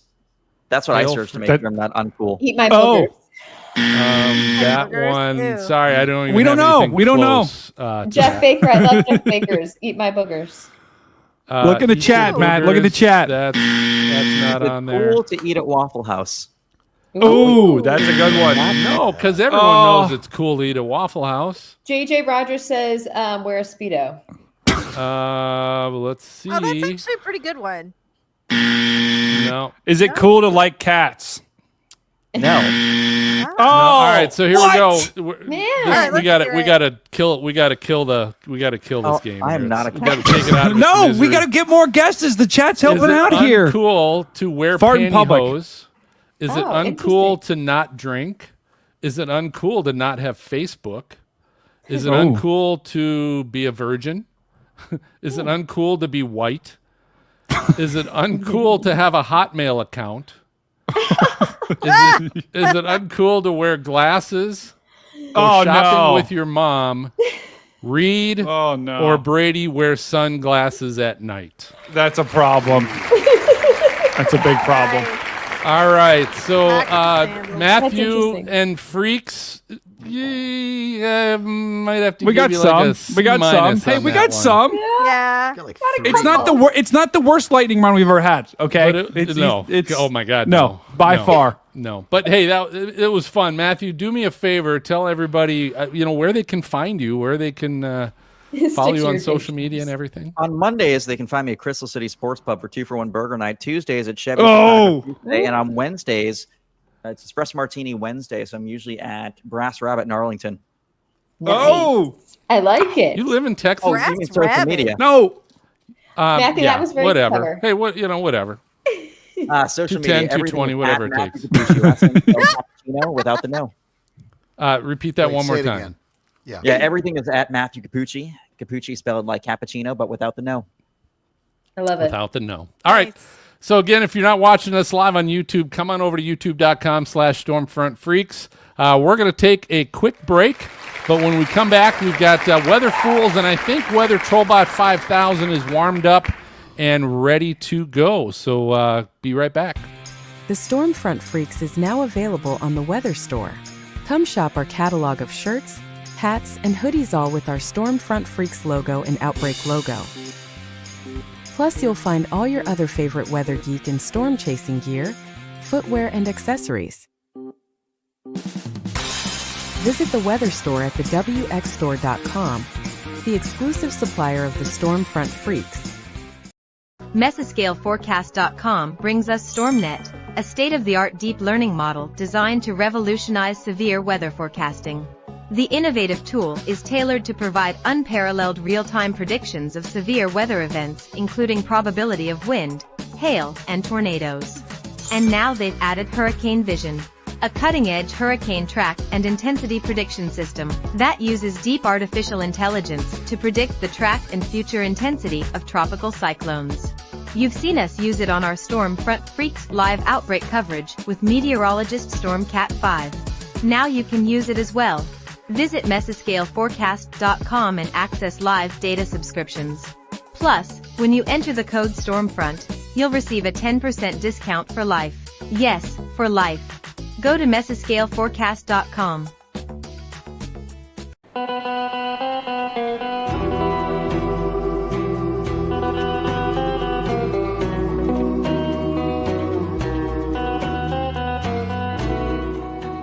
It's Ginger Z from ABC News, and you are listening to the Stormfront Freaks podcast. Let's take a drive under the moon. Let's take a drive under the somber sky. Let's take a drive under the moon.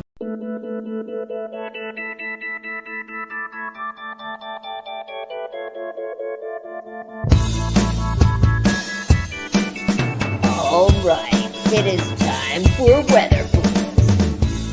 The time where we showcase people that are doing things that they probably shouldn't be doing. Sometimes it's you and me, and sometimes it's someone you don't know, and it's people around the world, and you're just like, what on earth were they thinking? Right, Brady? And so we are bringing to you some of the top videos. I broke my voice. I'm sorry. that we've seen in the past 1 to 2 weeks. All right, who is first? Looks like Dina. Let's pull Dina up. Since you guys are still laughing, I missed the joke. I don't know. But this guy, not only did he get hit by lightning, but he got hit by lightning twice. So, I mean. Oh, my gosh. Okay, so it starts off, these two are in the water fishing. You see the lightning hit the water, and they're up to their knees. And it hits the water. It comes down. He drops the fishing pole because he felt it. And you can see him shake his hands. But he's like, no, I'm not getting out. Dude, I'm good. And the other guy with him, he's got like a fishing net. They're all like, yeah, we're good. We're good. We're going to stay out here. You can see the wind blowing and everything. And they're just kind of like, yeah, maybe that was just a fluke. That really didn't happen. So I'm going to keep fishing. This is the craziest video I think I've ever seen. Boom! There it goes again. He dropped the whole thing in the water. You could see it. It's like then he's shaking his hand. And I'm like, so a man gets hit by lightning twice. So you can't make that one up. That was good. I really like that one. That may be one of the top weather fools we've ever had on Stormfront Freaks. I just have to say it. So yeah, not only do you get hit, but you're like, it wasn't so bad. I'll hang out here and keep going. Yeah, missed me the first time. Lightning never strikes twice in the same spot, right? Oh. That was impressive, Gina. He wondered why his butt's leaking now. Jen, I can go next. Okay, go, Brady, go. All right. So what I'm going to share right here, this was from the derecho and the tornadoes that rolled through the Dakotas. And Dan and I were live for this. And I'll go ahead and let you enjoy this video here. Can you guys hear that? Motorcyclists. Yeah. What are they doing? Oh my God. They may be on a bicycle. They're on a motorcycle or bicycle? They're hardcore, dude. Bicycle. So these guys literally rode a bicycle through a derecho. Look at that. Oh my God. Oh my God. And that was, and I can confirm that was right. That was literally right when the winds were, I think, about 80 to 90 miles an hour. And those guys are just casually riding their bikes through it. It's unbelievable. Maybe they got DUIs and they couldn't drive a car, you know? Yeah. I like that storyline. So you can get a DUI on a bicycle, because I know that in Arlington and DC, they've like pushed for people to not drink and then take those little Lime scooters, like little Uber Lyft scooters. So as far as I know, you can get a DUI on those. So I wonder if you can on a bicycle. Yeah. I think you technically can, and I do have another one real quick. We'll share this. This one doesn't have sound, but this is from I believe this is from Texas a couple of weeks ago. I can't tell you how many videos we've seen of cars just stopped underneath an overpass. And this was during a tornado warning. Phil, what would you do to the people that are underneath this overpass right now? That's I got scary. a bat in the back of my Orange Crush. And if I'm stuck like that red pickup truck there, if I'm stuck, I'm getting out of my pickup truck. I'm getting out of the Orange Crush. I'm going to walk all the way to the front of that line of those two jerks that are blocking traffic and I'm going to start beating on their car. Because if I'm getting hit by hail, they're going to get hit by hell. That's how it works. And look, Phil, I think a lot of people do the same thing. Look how long this traffic jam. This is like almost an hour after the tornado warning passed, and look how long that traffic jam lasted. I mean, that's insane. That is because it's two car. It's basically two vehicles. Yeah. All it took was two vehicles to do that. Oh my god. All right, that's all I got, Jen. All right, I got one. I call this a big holy shit. Kind of along Dina's line there. But this is storm chasing. Woo! This is a danger, a huge danger of storm chasing that scares the crap out of me. That's terrifying. When there's lightning that close. That's a big old bolt. That is huge. That's really close to them. Like right across the street. So that one's really bad. Now I got to pull up here another one. This one, let's see. I'm gonna do. All right, this one's actually good old Max Velocity shared this. But this was actually a map. Cappucci probably is aware of this. This was a map of 4 mesoscale discussions on this date. This is June 2nd. And this is getting a little crazy. All those look like that, though. I call it someone couldn't control their MD excitement. Yes, this is. Yeah, and a bit of a PSA for folks too. If your mesoscale discussions last more than 4 hours without a watch being issued, you need to consult a meteorologist right away. Oh my God, Matthew, that is the best ever. That's the best. Oh my line God, ever. that is so good. And I think that's it, right? Do we have any more? Nope, I got two more. Okay. Gina's got one. So this one I call this is a whole new level of fun. And watch the bouncy house. Oh, I want to do that. Oh my God! The kids are falling out. Did they fall there out? were kids falling out. Watch it as it goes up in the air. Oh my God, that's scary. Now, nobody got hurt. Nobody died. Okay, there's some injury there. I would imagine. But oh my Lord. So I've seen so many bounce houses, Phil, like flown around like that. I've never seen kids falling out like that. No. Like that's terrifying. Like, but as a mom, isn't it amazing? Isn't it amazing that as a kid you can be flung out of a bounce house like 15 feet and be fine the next day, or at least be all right? And yet Relatively I'm 27. fine. If I sleep on the wrong arm, I'm sore all the next day. Hey, just wait till you get to your 50s, brother. I mean, Right? I know. I'm not like, I fun. get out of my chair after I've been sitting here for a few hours. I'm like, damn. Yeah, you're like All sneeze right, and throw so- your back out. Last one I got, I just call this just stand up. And it's some morning, Michelle. lady Good morning to you. forecasting. Good morning. Well, obviously we're getting a nice. Forecasting from a flood. Oh no! And she's in a canoe, paddling in a canoe, and then there's two dudes walking by that are in it's ankle deep water. Yeah. Oh, that's recent, right? Phil, is this recent? Possibly looks older. June 17th, maybe. I But I think think it's it's older than that. It's Yeah. older, yeah. Look at the Yeah, graphics. that Those was are like a old total today getting graphics. busted. Get out of my shot. I know. I mean, it's standard Oh my definition God. too. I Right, miss the right. days of So standard definition. she's basically trying to go, oh, look at the flood waters here. I'm paddling a canoe down the street. And then two guys in waders walk right in front of her, and it's just ankle deep. Oh, Yeah. Cameramen too. Yeah. It's so bad. Come on, that's it's a bit much. You do that. Fake news, wrong, very bad. Honest. That's crazy. It's such a lie. It is bad. Wow. Well, you There guys wasn't that can much water find all anyway. of Wait, these- Dina's got one. Dina's got one. No, I had one already. She did. Oh, wait. Oh, I'm losing my mind. Sorry, Brady, stay off the drugs, brother. All right, go Kick me ahead, out. Jen. What? I know. Having Say no. blizzard. You can Just say no. all of these links on the stormfrontfreaks.com episode 239 show notes.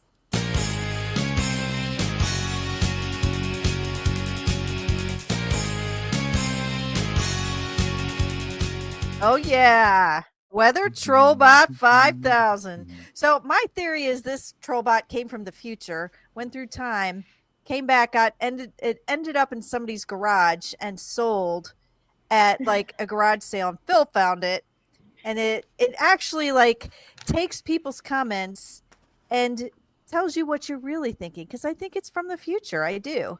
So mainly what happens is when our friends get trolled, they're usually pretty nice, with their responses. But the troll bot says, no, let me tell you what they were really thinking. So Phil, I'm sure you have something there good. You're giving Trollbot a lot of credit, thinking that it's I think it came from the future.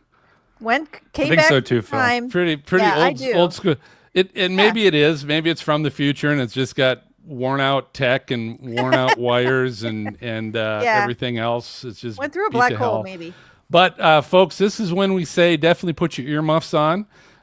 This is all you kiddos out there, earmuffs on, because Trollbot doesn't hold back. Trollbot lets you know what our weather friends were really thinking when they were getting trolled.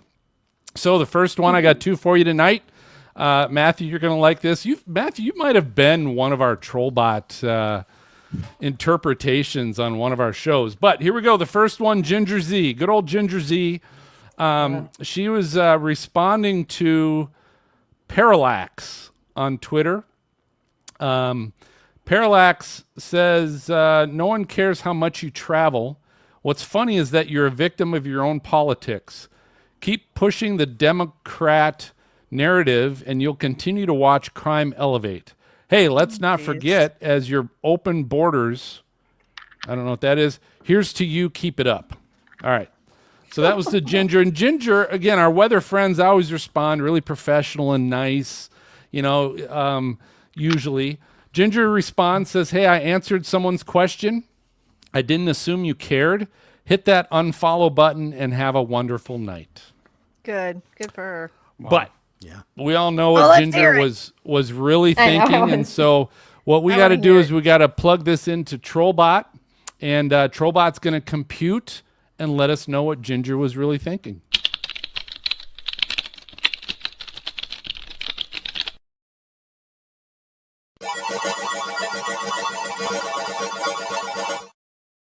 Here is what Ginger was really thinking. Oh, Parallax, you fucking genius. Dragging politics into a weather chat like a tornado hauling a trailer park. I'm just answering a damn question, not waving a flag or opening borders, you conspiracy-charged shitstorm. Unfollow me faster than a cold front, you dipshit. I wish I love there that. was a day when I could just respond to people like that. Because we all know I have my own inner narrative, which sometimes creeps out. But, I mean, y'all know I have a big platform, and I have to be at least somewhat polite to the crazies. I wish I could just respond to one. Well, hey, that's what Trollbot's here for. So Matthew, next time you get trolled and you respond nicely, just send it to us, and we'll punch it into Trollbot, and we'll let her interpret. So I've got one more for you, folks. Like trolls. What's that? I was going to say, half the trolls I get look like trolls. It is amazing how confident people can be writing me nasty things when they look like they stuck their finger in the electrical socket. It's amazing. They don't see the sun too much. They don't get out. All right, this one, Caitlin Connell, who's a former TV meteorologist, had this. David Stock, okay, if you're going to use your name, we're going to use it too, says, no, you are a TV weather reader, not a meteorologist. Oh. Don't like and good old Caitlin, nice and professional, responded, David Stock, that's strange. My BS in atmospheric sciences says otherwise, but what do I know? I'm just a degreed meteorologist with 2 college degrees and graduated with honors. Maybe I'm the one who's wrong. Yeah. So we got to take all that data. We got to take all that it. data. We're going to punch it in and see what Caitlin was really thinking when she was responding.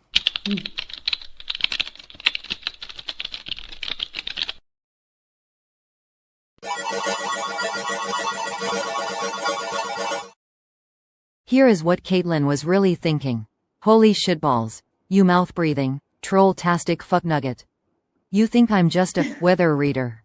My goddamn atmospheric sciences BS, polished with honors and 2 fucking degrees. Begs to differ, you intellectual skidmark.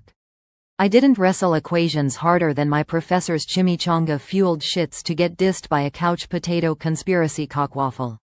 Keep yapping, and I'll predict a 100% chance of you choking on my metaphorical dick of science. Beep boop, motherfucker, school's in, or fuck off to Narnia. Oh my God, that may be the best one yet. Wow. That was funny. Beep boop. I think we were muted during that. And there's a cock waffle. A cock waffle, Buck Nugget was the best. Is that a dish at Waffle House, Matthew? A cock waffle. I'm not familiar with that one. No. Beep boop, I think, was a nice touch. Beep boop, motherfucker. I think that's what it really was. I think that's going to be my new voicemail. Seriously, Phil, that was the best one yet we've ever had. Oh wow. Man. Okay, Caitlin. That was good. Wow, Caitlin. Whew, that was juicy. All right. Intense. So and folks, if you see our weather friends getting trolled out there on social media and they're responding nicely, feel free to share it. Just tag at Stormfront Freaks, and we might have Weather Troll by 5000 interpret on the next show. But folks, I think that just about does it for this episode of Stormfront Freaks podcast. So thanks for tuning in and watching or listening, however you take in the content. And do us a favor, if you like the show, Brady, smash that like and subscribe button as Right hard now. as you possibly can. Break your mouse. right now. Hit that like, hit the little thumbs up like button right now. Thanks to our guest tonight, Mr. Matthew Cappucci. Thank you, Matthew. A pleasure. Thank you guys for having me. Hey, we had a lot of fun, brother. Thanks for coming on. Let's go around the horn, freaks, find out how people can follow you all and get a hold of your content. I am going to start, Jen, with you. Yay! Jennifer Weather. You can find me on Instagram and TikTok. X is at JWatson_WX. Unfortunately, somebody else is Jennifer Weather. So, yeah. Cool. All right, Dina. I'm Lady Pilot 70 on everything, so that one's a pretty easy one. Sweet. Brady. Yeah, Stormcat 5. You can find me here on YouTube and just created a Facebook. So you're going to have to teach me how to use it, Matt. I don't know how to use it. You got this, Brady. I believe All right, in you. Maz. You can find me on X at Moneystorm for you. That's Moneystorm, the number 4, the letter U. And you can email him at maz@hotmail.com. And you can... Dogs! Boom! And just Stormfront Freaks. Just search Stormfront Freaks primarily on Twitter, Blue Sky, and Facebook. Let's hit our VIPs. Dan, where can people find you? You can find me on YouTube, Dan Wallace WX. And Angela. You can find me on X at XJAngel89 and What the Girl on Instagram and TikTok. Cool. I think I brought you in while you were having dinner. Sorry about that. But hey, listen to this, guys. Next episode, our friends Gabe Cox and Jeremy Heyman from Tornado Trackers have rebranded to Storm Reel, and they've brought back an amazing Stormy Telling podcast. See what I did there? Yeah. Stormy Telling. Wow. Stormy Telling podcast. I love it, Phil. It's really good. But hey, everyone can join us live on Thursday, July 17th, 9 p.m. Eastern, 8 o'clock Central, right here on YouTube, or catch the audio podcast uploaded that weekend. So those of you watching live, stick around for our after show party. For Jen and Dan, Dina, Maz, Brady, Matthew, and Angela, I'm going to signal the all clear, and we will catch you guys next time. So good night, everybody. Good night, y'all. Peace.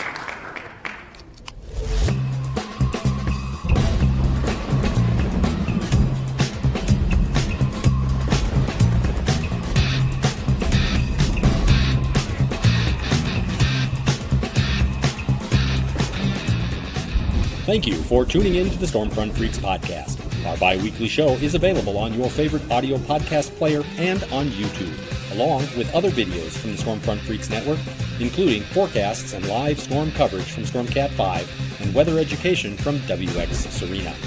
Find them at youtube.com/stormfrontfreaks. You can support the Freaks at YouTube by subscribing and becoming a member to take advantage of member-only benefits.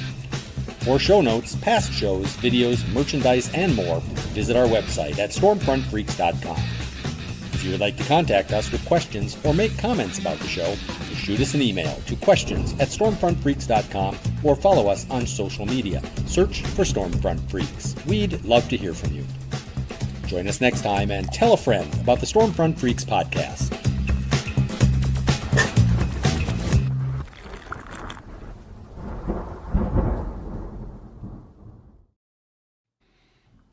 Awesome. Great show, Matthew. It was a banger. Unbelievable, man. You were a lot of fun. That was Yeah, great. job. That was Matthew, awesome. you're Thanks for having me. cool. Sorry, I pushed my mic away. Good to be here. But yeah, thank you. Matthew, I want to go chasing with you. We need to figure that out. Anytime. Yeah. I need like co-pilots because I'm always doing it alone and trying to multitask and navigate and drive and figure out where I'm going and check the radar and whatnot. That's a lot for one person. It is a lot. Great navigator. And Hey, also, just to have saying, my man, video- it's a YouTube video. You know, Matthew Cappucci gets Stormcat 5 his first tornado. Just saying. I'm at a half right now. I'm at a I thought half. you've seen one. No, we saw. No, seen the it. one we There's saw. some behind No, the us. one we saw was a half of one, guys. I'm just saying. No. No, 100%. you I saw got my half of first one one. in the Some of dark. us saw. You guys it saw was the We full saw one. it. Yeah, Yeah, I saw yeah. the half of one because I was Yeah. looking at my phone. Right. Anyway, We saw It's the okay. first one. We saw the one that was behind Dan. We saw that big one, but it was rain wrapped. Like we've seen them. I mean, yeah, but I we've didn't never see- seen the big wedge crossing the road. That's low precipitation. Yeah, we haven't got that yet. Oh, Brady, Harvard, we'll make it Iowa. happen. We'll make it happen. I was so incredibly close to that. You know, I could practically dodge the section vortices if I wanted to.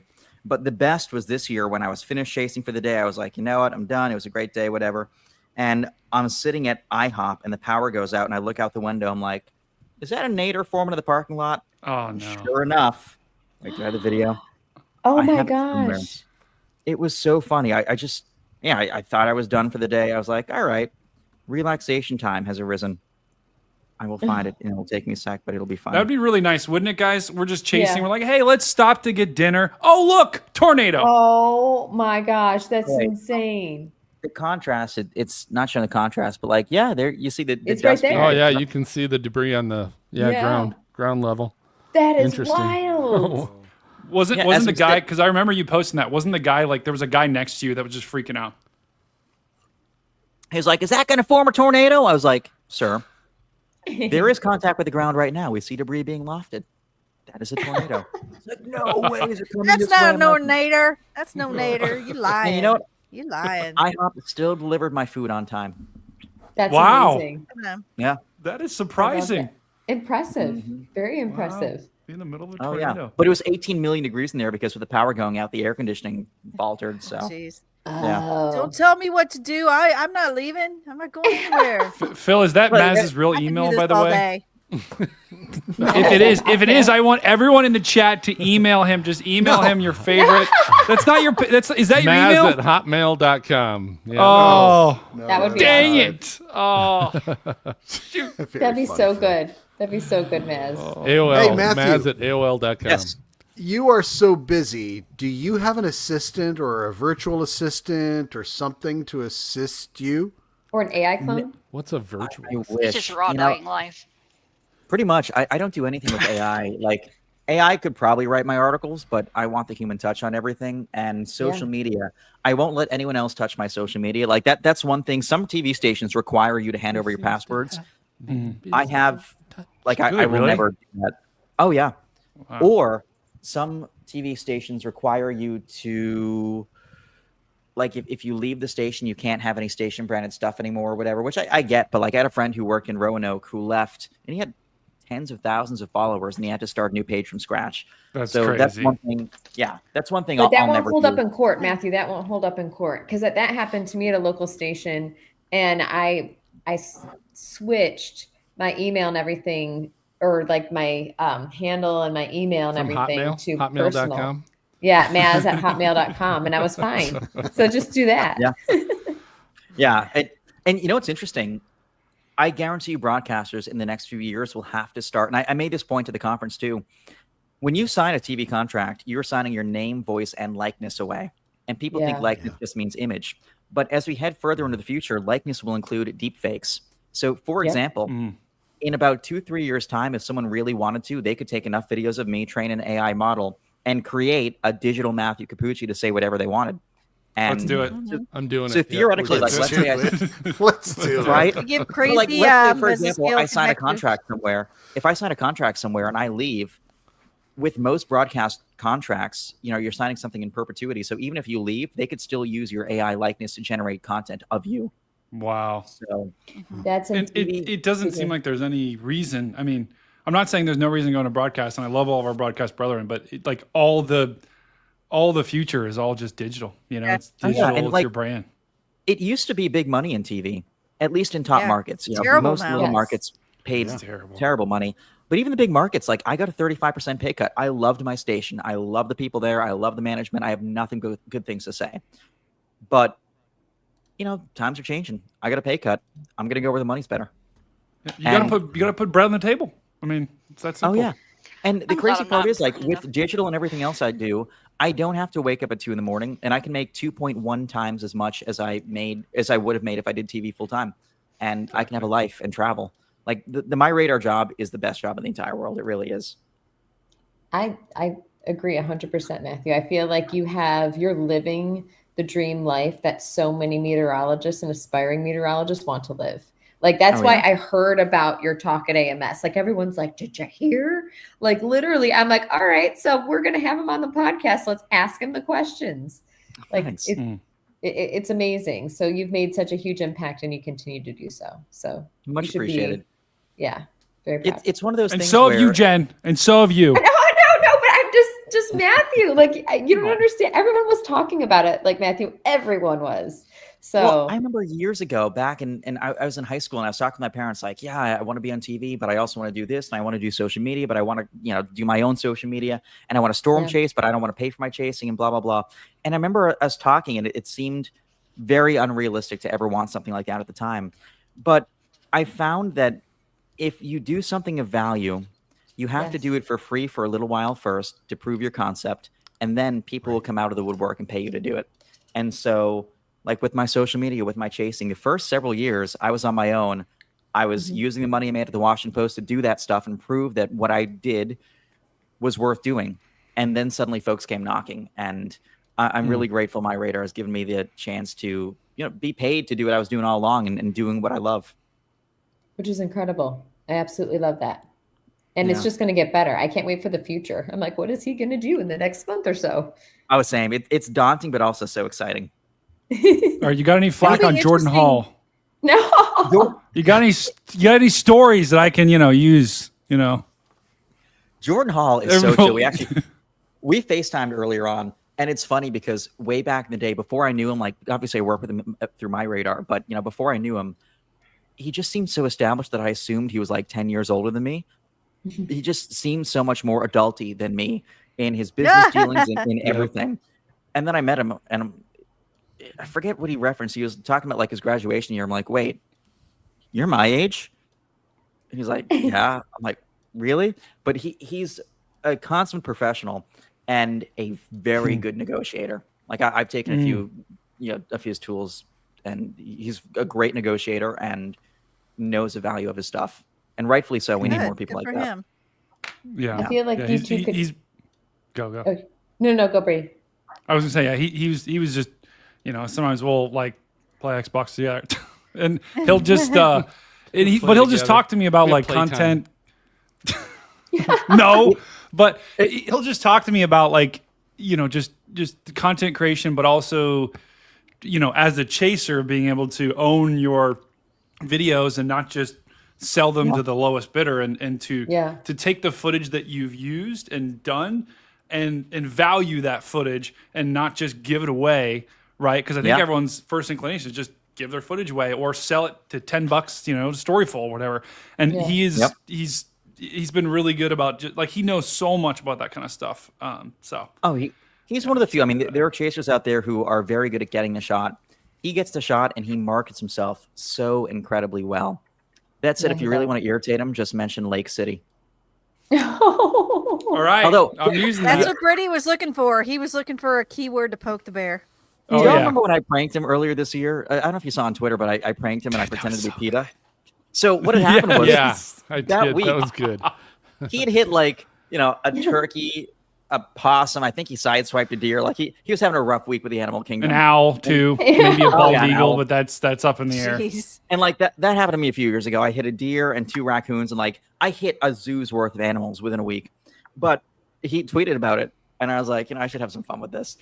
And so it's funny. Like I knew he had a good sense of humor, but I didn't know him like in terms of how he would react with something like that. So I downloaded a texting app and I spoofed my phone number and I changed my number to the area code of PETA headquarters. And I texted him and I was like, hey, Mr. Hall, this is, I picked a random name. This is Bethany from PETA, blah, blah, blah. We understand from Twitter you've had some unfortunate encounters with animals in the roadway. We're wondering if you could become engaged in a productive dialogue. We think you're doing a lot of, and this is where I really tried to mess with him. We see you're doing a lot of unnecessary miles for this hobby of yours. Oh, would you consider, chatting? Oh my God. Oh my God. Unnecessary miles you're driving to track storms. Oh my God. Which that number to me, literally, like, if I get something like that, I'm like, okay, maybe this is legit. Looks like a completely random number, set as an SMS. The end is perfect. So what was his reply? I gotta know what did he do? Hold on, let me find the tweet. Let me find it. I gotta find, where is it? You guys, this is amazing. I want to know how you guys can hit that many animals, considering Can't tell if this is spam or not. Oh, so I've never hit an animal in my life. So he really? sends me and Good for you. Really? Obviously, I'm gonna block out his number, but so he sends me pictures of the vehicle and he writes something like, the animals shouldn't be in the roadway. Can I get a refund for my windshield? So I write back as PETA, we'd be happy to consider a sponsorship if you consider installing an anti-deer deterrent and making a social media video addressing the importance of driving slow during turkey mating season. And so at this point, like, I know him well enough. Like, I know the gears are turning, and he's like, sponsorship? So he's like, that's a possibility. Yeah, we can entertain that. Ching. And then I write back. So at this point, I'm like, I got to come clean. I write back, at PETA, we believe that all animals have souls, and nature has an energy cycle. Perhaps interacting more positively with wildlife would help you cultivate a better relationship with nature and the environment. That way, you'd be able to intercept tornadoes like the Lake City one we're told that you missed. Oh no! Did he figure out who it was, though? I don't know. I wrote back eventually. You know who our favorite storm chaser is at PETA? Cappucci. Oh my God, that's amazing. I love when people are so clever. All right, let's say goodbye to the chat. Okay. Say goodbye to the chat, everybody. Bye. Thank you. We love Thanks, you. Mezzo Matt and Jared and Alina and all of our members. Thank you. Mama That was G, great. Buzzy. Whole crew. Yeah.